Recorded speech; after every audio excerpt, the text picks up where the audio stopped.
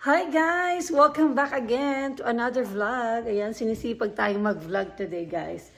Today is Monday, August 19. Alas 4:25 na ng hapon guys. Kakarating-dating ko lang. Dumating ako dito ng mga 4 o'clock. Kasi may pasok ako. Yung mga kids, wala, nasa bahay nila. Granny and Grandpa kasi sila yung nag-pick up. Si Grandpa yung nag-pick up kay Daniel at kay Olivia. So, kaya hindi tayo nag-pick up today. Ayan, mag-prepare lang ako ng aming dinner. So, magluluto ako ng rice. Si Olivia kasi mahilig sa rice, guys. Ang lulutuin ko today is chicken kebab. Yan, magluluto tayo ng chicken kebab, guys. Kaya nagbabad ako ng 4 na skewers, bamboo skewers. Para gamitin natin yan mamaya. Mabilis lang naman tong gawin, guys. Tapos mag-i-steam ako ng broccoli for the kids. And then tayo ay magsasalad at saka potato salad. Yung rice natin, ayun, nakasalang na. Nilagay ko na yung ating rice. Ngayon, minamarinate ko na yung ating chicken, guys. Chicken breast ito, na nabili ko sa store kanina. Kanina. So, 2 chicken breast. Pinaghawalay ko kasi yung mga kids, gusto lang nila is mild yung kanilang seasoning. This is dagdagan natin ng konti. Yeah. Ayan. Ito yung ginagamit ko pala, guys. McCormick Montreal Chicken Seasoning. And this one is the same thing, McCormick, with Smokehouse Maple Seasoning. Kaya natin ng konti pa. Actually, masarap siya, guys, pag haluin nyo. And then, lagyan natin ng olive oil. Dapat, ito, magpapahitas kami. Chicken fajitas. Kaso nga lang, walang magandang avocado sa store. Ang titigas pa, hindi pa siya hinog. Kaya sabi ko, i-ano na lang natin, i-grill na lang natin. Chicken, kebab. Kasi may natira akong vegetable, red bell pepper, and some onions. Kaya, na lang natin, i-grill na lang natin.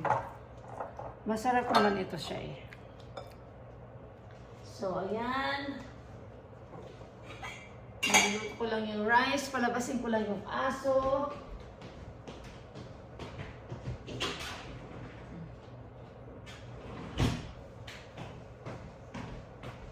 Okay, those are good. Set aside natin. Hugasan ko lang yung aking kamay para hiwain ko na yung ating vegetables. Lagyan natin ng Yung vegetables, ang nilalagay ko lang dun is olive oil and salt and pepper. Yun lang. Alam niyo, dito nakakasawa na minsan ng chicken.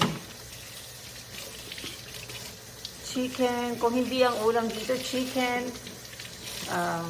beef, salmon. Alam niyo yun?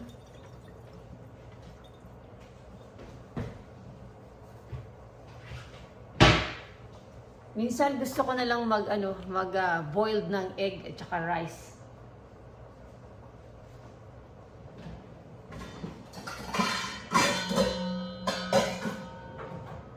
Sarap pa. Kaya namimiss ko na yung sa Pilipinas yung pagkain dyan. Kasi kahit isda araw-araw kainin nyo, masarap. Tsaka fresh kasi. Dito, frozen. Frozen na lahat. Unless na pumunta ka dun sa butcher. Yung nagkakatay ng meat. Yun, pwede yun. Pero pag kayong sa store na, galing sa na yon, frozen. No choice. Kahit sa Asian market, guys, minsan yung mga isda doon, frozen. Kaya hindi na ako bumibili ng tawag dito? Tilapia. Tagal ko na hindi nakakain ng tilapia. Kasi hindi ko alam kung gaano katagal yung kasi yung yung tilapia sa ref. Kaya, ayan. Oops. Ayan, hinati ko lang siya ng malalaki. Lagay ko na tong lahat. Dapat ito pa fajitas to eh. Chicken fajitas ang gagawin ko sana. Magtatapos kami ngayon. Kaso, yung avocado sa store, hindi, maganda. Matigas. Matigas pa. Hindi pa siya hinog. Kaya, ito na lang. Ginawa ko na lang siyang kebab.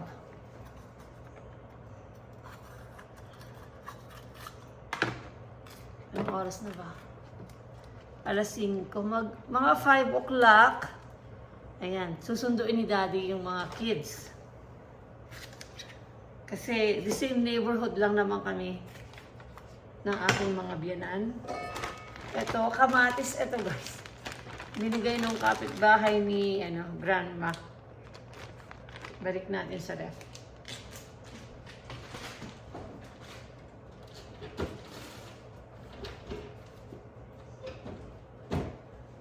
Ayan. Tapos ito, tama na ba yung sibuyas nito? Siguro tama na. Ayan. Tapos lalagyan ko lang ito ng salt and pepper. Salt and pepper lang.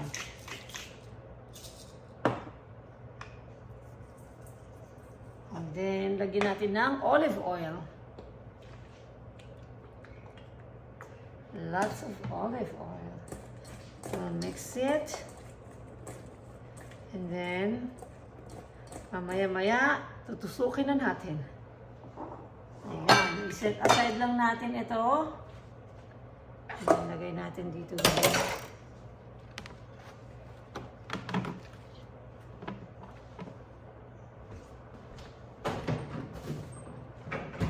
Then, magluluto ako ng broccoli. Mag-i-steam ako ng broccoli para sa mga bata. Para sa amin din. Pero parang magsasalad ako. Para sa amin ni Daddy. There we go. Kunin lang natin yung broccoli.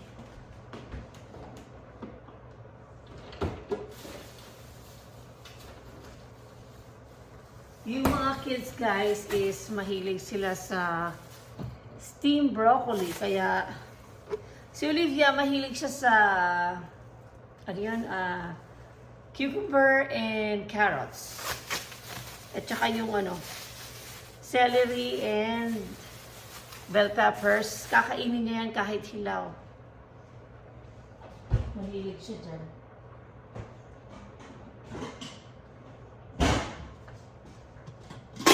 Dito natin steam yung ating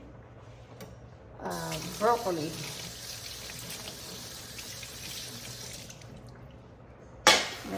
Iwain ko muna din aking hugasan. Kayo guys, ano bang dinner nyo dyan? Ano bang masarap na dinner? Ayan. Ano bang masarap na dinner dyan? Namiss ko na tuloy ang ating pagkain dyan sa Pilipinas. Yung mga gulay. Ayan, masarap yung gulay dyan pagka fresh.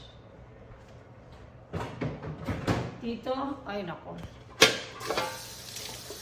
Hindi na masyado. Lutuin ko lang. Ayusin ko lang ito guys. So, ito yung ating salad guys.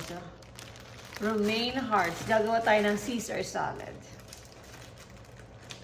Madali lang naman ito. Meron naman na akong dressing, guys. Kaya, napakadaling gawin. Tapos, bumili na lang ako ng potato salad sa store.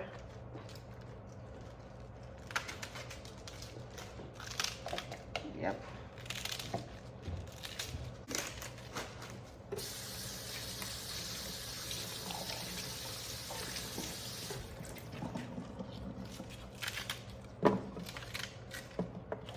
Okay. It's just meron akong salad spinner pero hindi na ako magagamit. Siya pang hugasin ko. I think this is enough. That one. There we go, guys. Yan na natin. Susukin na natin yung ating chicken skewers. Ay, chicken kebab. Just like that. Kids doesn't like any vegetables sa kanilang kebab. So this is for the kids.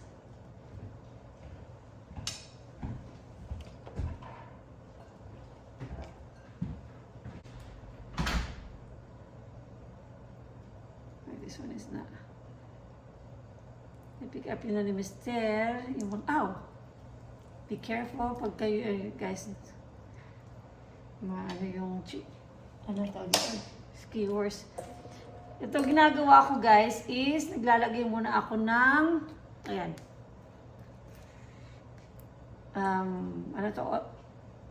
Onions. And then like that. And then if I have enough, but let's just do like this. Put another vegetables. And then chicken.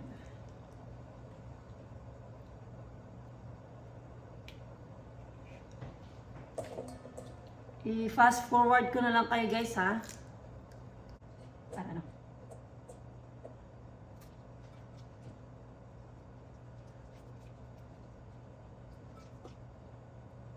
1, 2, 3, 4.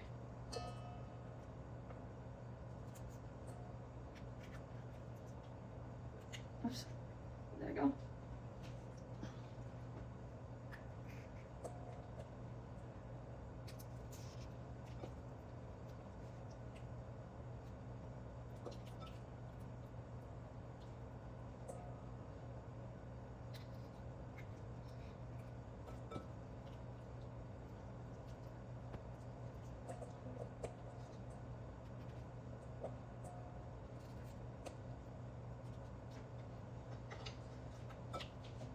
So, this is dinner, guys. Ito yung ating chicken kebab.